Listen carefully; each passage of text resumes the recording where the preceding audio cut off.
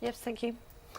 Preparations are now being stepped up to help the 33 Chilean miners adjust to life above ground once they've been rescued. The miners who've been trapped in the bottom of a pit for 66 days have been told they could be free on Wednesday. But their ordeal is not over yet. They'll have to spend at least 20 minutes in a tiny 26-inch capsule as they're pulled up to the surface.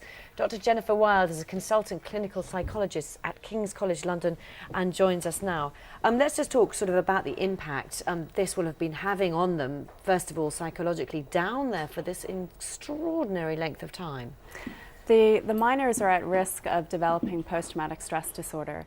What will have helped them and what may protect them from developing this problem once they're on top is the level of communication that we've had with the miners, giving them lots of good news and keeping them well informed and well involved with their rescue operation.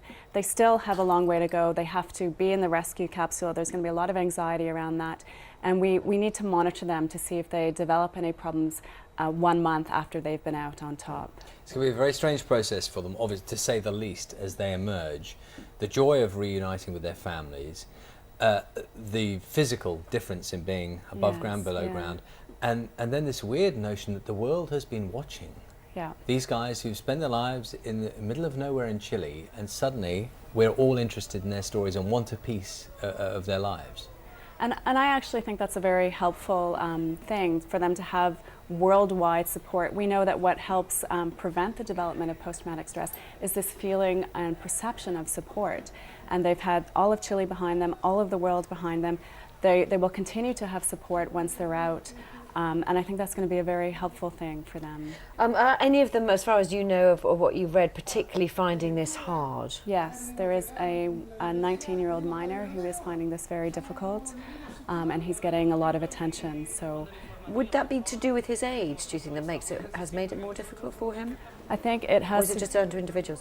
I mean, people don't develop it depending on how old they are. It can relate to his level of experience being in these situations that will put him at risk. But there are also other risk factors as well, such as, you know, what he believed was happening while he was down there. So if he kept thinking that he wasn't going to get out or see his family again, or that he would die down there, then he's much more at risk than some of the other miners who have complete faith that they will get out and will see their families again. And there's very little to compare this particular situation with, isn't there? Because people have been trapped before, but what you mentioned earlier on, for a matter of 3 or 4 days. Yes. But the impact can be equally great either way.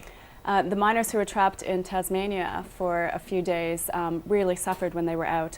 One of them in particular developed very severe PTSD. He couldn't be in a room, in a dark room by himself. He had lots of intrusive memories, and his relationships really suffered, and these miners are potentially at risk of that. However, it's a different situation. They've had a lot of support.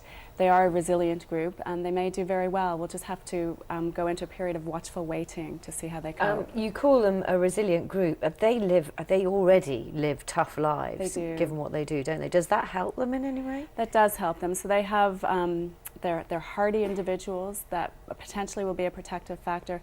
Again, a lot of it comes down to what they believe is going to happen to them. So the miners who believe that they're not going to see their families again, or they'll die in the rescue capsule coming out, are going to be more at risk afterwards. Dr. Wild, thank you very much for your time this morning. Yes, You're good welcome. to talk to you. Thank you. Time now, 8:43. Just to remind you of those headlines, and that is our top story this morning. Engineers in Chile say it's likely to be Wednesday before they can begin bringing out